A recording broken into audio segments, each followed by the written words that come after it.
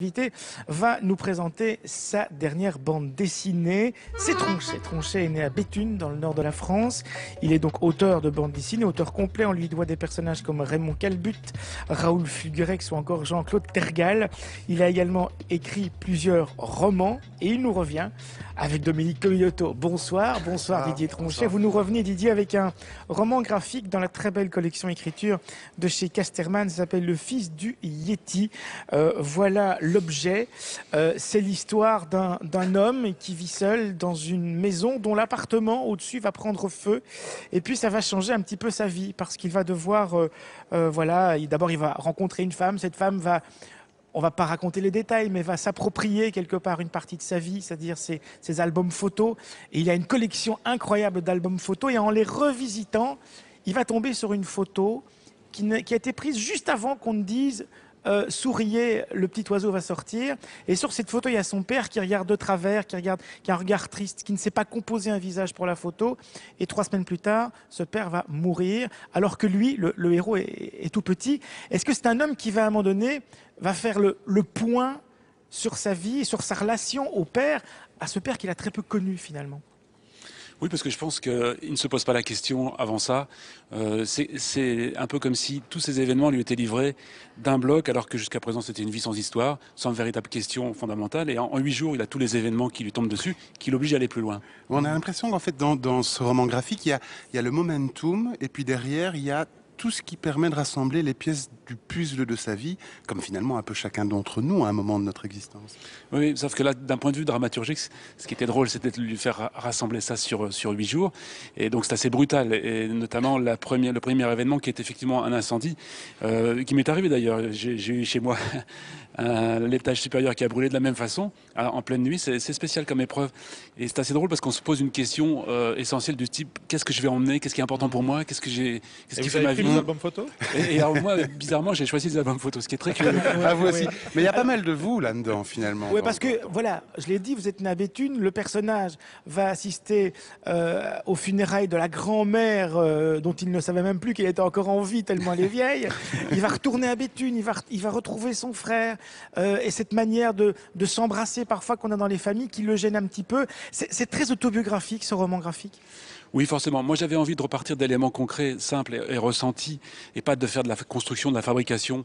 Comme j'ai eu la chance d'écrire un roman avant ça, qui m'a permis de descendre assez profondément dans ce genre de sentiments, dans cet exercice-là, on ne triche pas avec en tout cas, moi, je ne sais pas faire avec les véritables sentiments, et c'est eux qui nous guident et sont vraiment le moteur de l'histoire. Donc, j'avais besoin de ces éléments authentiques.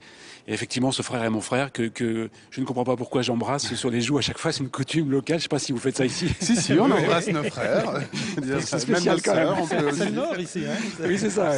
Ouais. Enfin, à Liège un peu moins. Mais c'est vrai qu'on a l'impression aussi, à travers ce livre, de vous retrouver pleinement. Le personnage dit à un moment que sur toutes ces images, quand on le voit sur les photos et tout ça, il est toujours en train de faire le couillon. Et c'est vrai que Tronchet, jusqu'ici, on disait, bah ouais, c'est le mec qui fait des trucs de couillon, quoi. Calbut, Tergal, etc. C'est toujours des personnages un peu ridicules. Derrière, il y a de l'inquiétude. Derrière, il y a de l'inquiétude. Et là, tout à Ouais. coup, vous tombez le masque, vous faites plus le couillon, vous nous racontez vraiment ce que vous avez dans les tripes quelque part. Oui, je me suis aperçu de ça aussi, mais a posteriori. J'ai pas essayé de trop composer de la psychologie. J'ai voulu simplement raconter des choses telles qu'elles me venaient. Et a posteriori, je me suis aperçu que ce personnage qui effectivement fait l'imbécile dans les albums photos, c'était, je faisais la même chose moi-même dans des albums où je mettais en scène des personnages de comédie burlesque extrême. Et c'était effectivement une sorte de masque dans laquelle j'étais bien confortablement installé. Et sans l'avoir vraiment décidé, un peu à la manière du personnage, je me suis retrouvé dans l'obligation de raconter les choses autrement en essayant de ne plus utiliser les vieilles techniques de comédie, du rire et de gag. Ce qui donne effectivement une espèce de moment d'apesanteur pour moi où il faut être soi-même. Et en incluant malgré tout la bande dessinée, parce que ce Yéti, c'est pas n'importe quel Yéti, c'est le Yéti de Tintin au Tibet. On se souvient tous de cette image où on voit la caravane qui quitte le Tibet, c'est triste. Et qu'on voit en effet le Yéti qui voit Tintin, Chang et les autres partir. C'est qui le Yéti dans votre roman? Moi, j'ai toujours été aussi frappé par cette image dans la mesure où je me disais, ce Yéti, c'est lui qui sauve Chang, c'est lui qui le ramène à la vie, qui le nourrit, qui le loge, si on peut dire, dans une grotte, et qui, à la fin du livre, en est dépossédé, et tout le monde repart gentiment et heureusement à la civilisation, et puis il y a ce type qui reste, enfin ce type, je sais pas comment l'appeler, dans sa montagne derrière son rocher, et je savais pas pourquoi ça me touchait profondément, et sans doute en faisant cette histoire, je me suis aperçu que ça me renvoyait directement à l'image du père qui, lui, le mien, a disparu et a dû voir son fils continuer dans la vie sans pouvoir l'accompagner et de loin. Donc je pense qu'il y avait quelque chose comme ça qui faisait écho. Donc le Yéti, c'est effectivement le père et j'étais le fils du Yéti. Oui, voilà. Dominique. Oui, est-ce qu'un livre comme ça, parce qu'on l'a compris, il y a beaucoup de votre vie là-dedans, on l'a dit à plusieurs reprises, c'est un moyen aussi d'exorciser une histoire personnelle, parce que c'est quand même la deuxième fois que vous revenez. Vous l'avez dit, il y a eu d'abord un roman qui était Le Fils du Yéti, maintenant il y a le roman graphique, C'est beaucoup. Oui. Enfin, il fallait bien ça, je pense. Même si c'est très bien. Oui, non, j'essaie d'éviter en même temps, je comprends. Mais de se servir d'un livre pour faire sa propre psychanalyse, c'est toujours un peu gênant. J'essaie d'éviter de mettre le lecteur, de prendre en otage des sentiments ou des émotions que j'aurais et de lui déverser un pathos un peu encombrant. Moi, en tant que lecteur, j'ai du mal avec ça quand ça m'arrive. Donc, j'ai essayé de faire en sorte que ça soit un peu drôle et un peu distancié et qui est toujours un peu... Oui, parce qu'il y a une valeur vraiment universelle dans l'histoire. Et du coup, tout le monde s'y reconnaît, parce que même si on n'a pas vécu votre histoire, on est touché, parce qu'on se dit, ah ouais, c'est ça, quoi, le une rapport blessure au père, d'enfance. les blessures d'enfance, toutes ces choses-là, la boîte qu'on redécouvre avec des trucs qu'on dit, ah oui, tout le passé est là dans une petite boîte, c'est extraordinaire. Ouais. Encore une fois, c'est pas calculé, mais c'est vrai que je me suis aperçu que ça renvoyait à beaucoup d'histoires personnelles du lecteur, et aussi le fait d'être père et d'être fils, qui est arrivé quand même pratiquement au moins une fois à chacun d'entre nous, d'être fils. Et puis si en plus on est père, à son tour, se mettent en jeu des espèces de rapports affectifs de l'un avec l'autre, quelque chose d'assez trouble entre les trois là, qui se joue, et que bien involontairement j'ai mis en scène dans ce livre. Ce qui n'est pas calculé non plus, ce sera ma dernière question, c'est qu'on est au cœur d'une exposition qui a lieu dans le cadre de la Biennale de la photographie. Et vous faites dire à votre personnage, page 92, un jour en voyage scolaire, j'ai oublié de mettre de la pellicule dans l'appareil, je n'ai aucun souvenir du voyage. S'il n'y a pas de photo fixée, collée, c'est comme si rien ne s'était passé. C'est curieux, hein. Oui, je me suis aperçu de ça, effectivement. Si j'ai pas une relation photographique physique avec l'endroit, presque, ouais. Ouais, ça n'existe pas. Donc c'est étrange de s'en remettre à un témoignage extérieur pour que la vie ait véritablement existé. Mais ça m'a renvoyé, moi, à l'image du père. C'est-à-dire que quand je vois mon fils faire des choses et venir me les montrer, ça existe pour lui, c'est confirmé, c'est validé.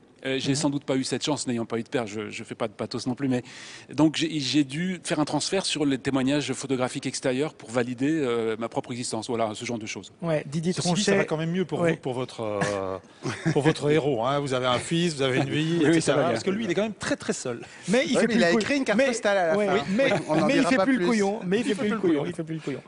Didier Tronchet, le fils du Yéti, c'est chez Casterman dans l'excellente collection Écriture. On ne dira jamais assez que cette collection est vraiment magnifique et nous amène beaucoup de plaisir. Et de souvent très lecteur. touchante. Voilà.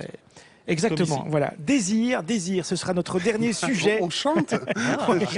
Ce sera notre dernier sujet du jour. Succomber à la tentation, c'est jusqu'au 6 juillet. C'est vous qui nous parlez de cette exposition qui a lieu au Musée Royal des Beaux-Arts de Belgique, qui a puisé un peu dans sa Ouais, collection. on va dans le département musée fin de siècle. On y retourne en fait parce qu'on avait été là à l'ouverture et puis il nous avait expliqué qu'à l'époque, à côté de l'accrochage des collections permanentes qui seraient évolutives, il y aurait aussi des moments, des rendez-vous plus ponctuels sous forme d'expos temporaires thématiques. Et là, c'est le premier rendez-vous thématique sur le thème du désir, vous l'avez dit. Alors ça occupe une petite partie d'un des étages du musée, une trentaine de tableaux qui nous parlent tous des désirs humains d'une manière assez étonnante. Ils ont été puisés dans les tableaux du 19e et du 20e siècle. Alors, on a rencontré le commissaire, Dominique Lemarchand. Peut-être qu'avant de continuer à en parler, on peut aller écouter ce qu'il a à nous dire, mais soyons attentifs parce que derrière lui, il y a une des masterpieces de l'exposition, c'est La Tentation de Saint-Antoine de Salvatore Dali.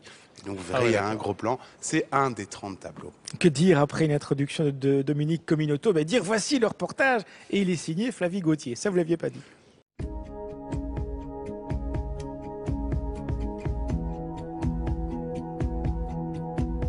Le tableau central, c'est le tableau de Fritz Vandenberg, qui s'appelle L'homme des nuages. Alors on voit un homme qui est donc divisé en 4 parties par des nuages. Et dans chaque nuage, il y a un symbole de désir. Il y a des grands désirs et des petits désirs. Alors justement, ce petit désir, j'ai essayé d'exprimer par un tableau qui s'appelle Le chien à la mouche. C'est un chien qui happe une mouche, donc ça peut... voilà, son désir est minuscule. C'est peut-être le symbole de tout petit désir, le petit café le matin, voilà.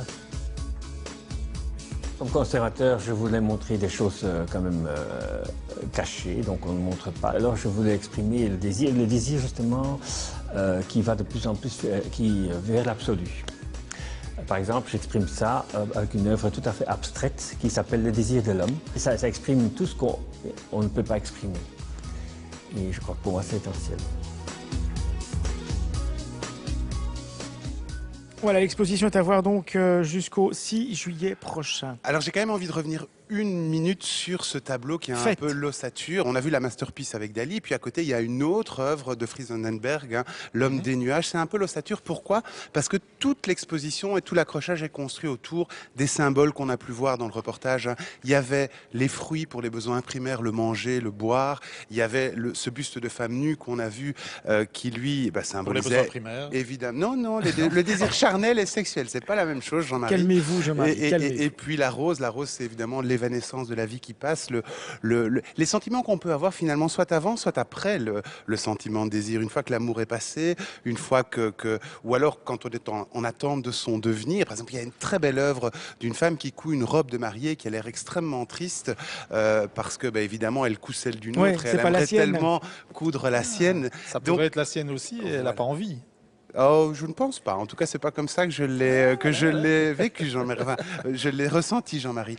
Alors, moi, ce qui m'a vraiment étonné dans cette exposition, c'est finalement la manière dont on peut dépeindre tous ces sentiments humains qui sont extrêmement riches. Et il y avait quand même un petit tableau qui s'appelle Le regret que j'avais, parce que c'est assez inattendu dans une expo sur le désir. Le regret, c'est une œuvre de Charles de Groux et qu'on voit là pour l'instant. C'est ces deux prêtres. Alors, il y a le jeune prêtre qui est placé quelque part sous l'autorité d'un plus âgé qui va le guider dans son sacerdoce, et puis il va au loin, un couple s'enlacer dans la campagne, et on voit toute la tristesse qu'il porte sur son visage d'avoir quelque part renoncé, oui exactement, d'avoir renoncé quelque part au plaisir charnel, pas aux besoins primaires, parce que sinon il ne pourrait pas continuer. Comme vous l'avez dit, hein, le commissaire, il a puisé dans les collections du musée, des musées royaux des Beaux-Arts de Belgique. Alors quoi, le fil conducteur, la thématique, c'est artificiel, ou bien il y a une vraie thématique qui est pas développée? Du tout, puisqu'il a choisi ce tableau, hein, L'homme des nuages, avec dedans ces symboles qui sont très clairs en histoire de l'art. Et à partir de là, il est allé chercher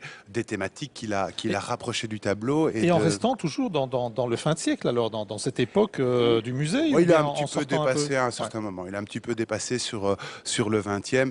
Moi, j'ai envie de dire, ce qui est intéressant aussi dans ce type d'accrochage, c'est qu'à un moment donné, il y a un focus sur une trentaine d'œuvres des collections qui sont éparpillées sur des espaces immenses, on le sait là-bas. Donc ça aussi, c'est intéressant. Voilà, désir à voir donc jusqu'au 6 juillet prochain. Merci Dominique, merci Jean-Marie, merci Didier Tronchet d'avoir été des nôtres. Demain, on se retrouve ici à la Cité Miroir pour parler de la Biennale de la photographie avec Zoé van der Hagen et Véronique Marit, deux photographes qui nous parleront de leur projet ici. Nous parlerons aussi de black metal avec Kurt Overberg et Colin Van Eekhout. Bonne soirée, à demain, merci.